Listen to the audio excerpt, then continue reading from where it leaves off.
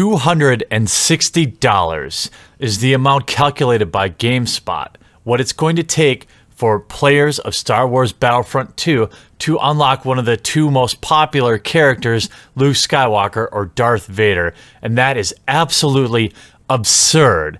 It would be absurd for a free-to-play game, except for most people paid between $60 and $80 for this pile of garbage.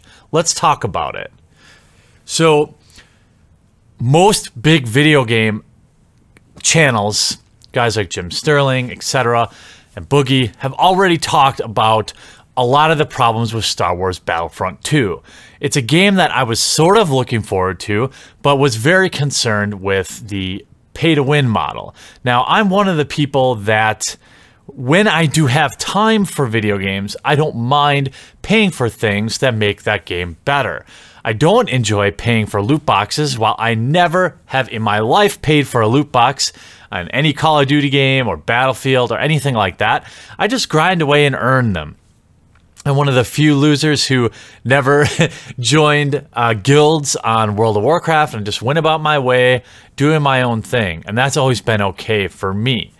But Star Wars Battlefront puts together a beloved franchise with Star Wars and what can only be called a pay-to-win model or gambling targeted at children.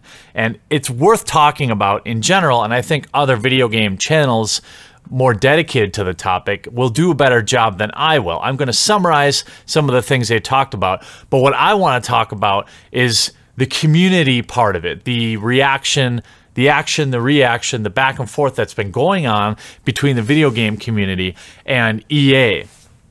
So, to summarize, several characters, people like Luke Skywalker and Darth Vader, are locked behind absurd progression systems, and regardless of if you paid for the deluxe edition, you miss out on probably the two most sought-after characters in the game. Early estimates from people able to review the game say that it will take up to 40 hours of grinding to unlock these characters, and that's if you spend 0 of your currency doing anything else. You can also spend your hard-earned cash to purchase loot boxes for, at best, a chance to shorten this. Remember, a loot box is a gamble. It uses random number generators to distribute some amount of prize to you. Now, the way EA is doing this is twofold problematic. One is its loot boxes offer a way to get a competitive advantage in places like the multiplayer mode. This makes it pay to win. This is a huge no-no for any type of loot boxes. But as we know, as much as we, the consumer of the game, want loot boxes to adhere strictly to cosmetics and niceties, what really sells is power-ups. Now, GameSpot did a $100 test, and they bought $100 in cash of loot boxes. And they netted only half of what it would take to unlock one of these two characters. Their final estimate was that it would take $260 to unlock a single one of these two characters. $260 on top of the $60 or $80 that you've paid to purchase the game.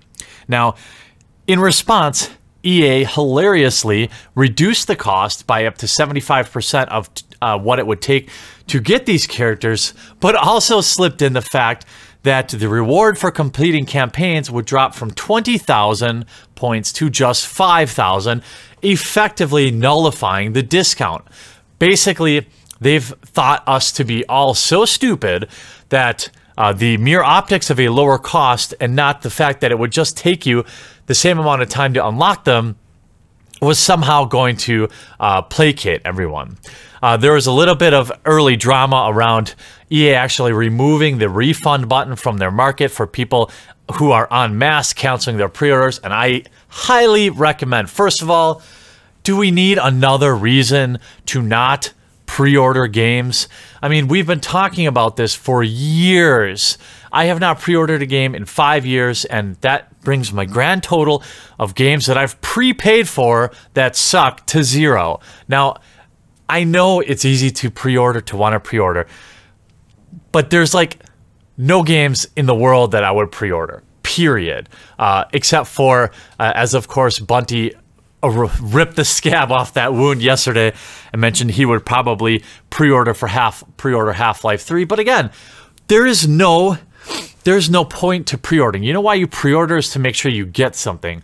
We're talking about a digital product. I mean, unless you think they're going to cap sales, there's really no advantage to pre-ordering. And most games' deluxe editions or perks for pre-ordering are minuscule. You don't need to pre-order. Please stop pre-ordering. I buy most games now 6 months after they've been out, after they've been reviewed, all the bugs have been fixed, and for a while it sucked. You know, everyone is playing a cool, fun game. I get that. But at the end of the day, I'm getting the game for half the price and everything's usually been fixed, or I'm avoiding games like this that are going to just make me angry. Now, originally they had some good things where saying the DLC would be free and that there's a cool campaign mode that's actually based in a lot of lore. All of this is completely overshadowed now because, of course, people will play the multiplayer mode of this game by far the most. The prevailing theory online is that EA actually knew that the community would absolutely hate what they rolled out originally, so they roll out a terrible 20,000 point cost on these heroes, even though they knew long term the community would complain and that they would give in and roll out this slightly less terrible option. I don't buy that. I don't think EA is that smart. But I wouldn't put it past them, I guess. This is a huge issue. Now, the biggest part of this is really the microtransaction. The gameplay looks beautiful, and that's so sad that I'm going to have to deprive myself of this game. Fortunately, when I talk to Rags later on stream tonight, I'm going to get him to give us some recommendations on maybe 3 or 4 games that we can play outside of Battlefront and still have a great time playing it. Now, I know there's going to be, I mean, the game's going to still sell like crazy. But I can at best implore you to not purchase this game, because when I look at the way the community is reacting, I'm a little upset, to be honest. Here we have microtransactions that are literally pay to win. It's been proven through the game's early play and beta. People can pay real money to get a competitive advantage in the game, and that alone should be enough for you to skip this game.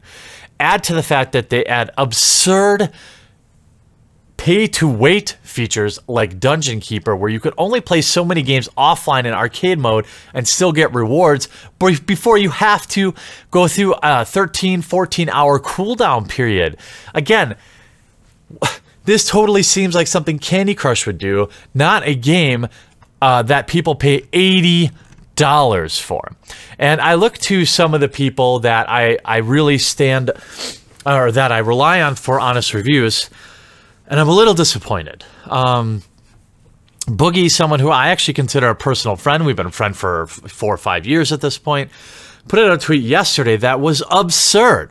It said, "There are many of us afraid to call ourselves gamer." Oh, because, I'm sorry, in response to Big Sean 66 getting, quote, death threats from people over this. Now, obligatory. Don't do it. Most of the people getting the vast majority of abuse have nothing to do with these decisions. They're low-level people just trying to do their job. And I've worked customer service, and it stinks.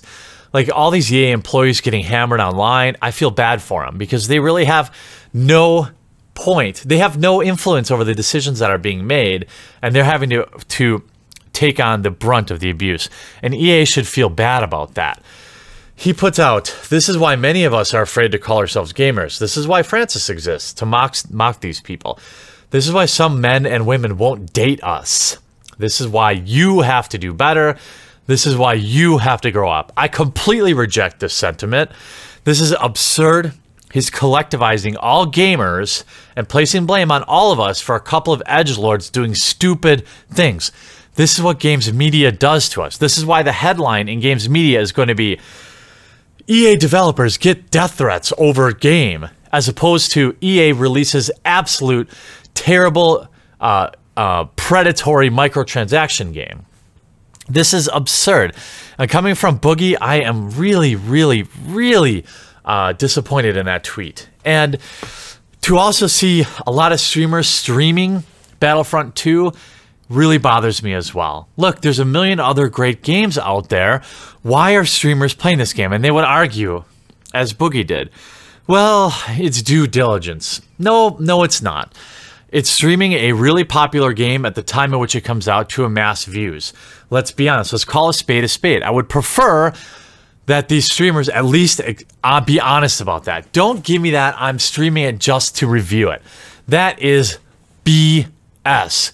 You're streaming it because you know a lot of people want to see it, and you're not doing your viewers any favors. You should be purposely not streaming that game.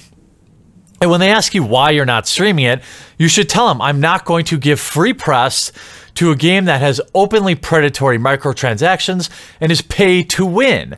I'm really disappointed with a lot of the top tier gamers out there, people that, you know, put themselves in a position to where they review games, they make a livelihood off gaming, but, you know, they don't have to be playing Battlefront.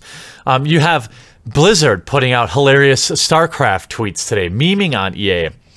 Putting out a tweet earlier that said, number of hours it takes to earn the full StarCraft 2 Wings of Liberty campaign, 0. Number of hours you can play any co-op commander in StarCraft 2, 0. Number of pay-to-win mechanics in StarCraft 2, 0. I mean, this is, even Blizzard is memeing on EA. Why wouldn't you go and play some World of Warcraft or something else, although that has its own problems, or some sort of indie game, or, you know, AA game that you can give press to? This is what games reviewers should be doing. They should be imploring people to not buy Star Wars Battlefront 2, telling them why, and then giving them tangible other options. Because if we don't have our loudest voices giving people alternatives, what are they going to do when the game comes out? They're still going to buy it. That's exactly what's going to happen. I predict while many cancellations will happen, the vast majority of sales will continue to happen unless we get people like Boogie and other casual gamers with large audiences on YouTube speaking out against these games and telling people to just flat out not buy them. It's the only way EA is going to listen.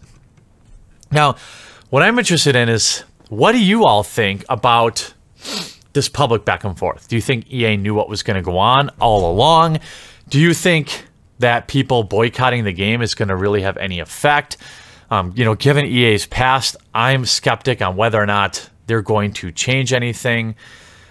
But I'm curious what you think about the community's reaction to this. Because I think publicly admonishing a game and then still streaming it is disingenuous. I don't like to see that.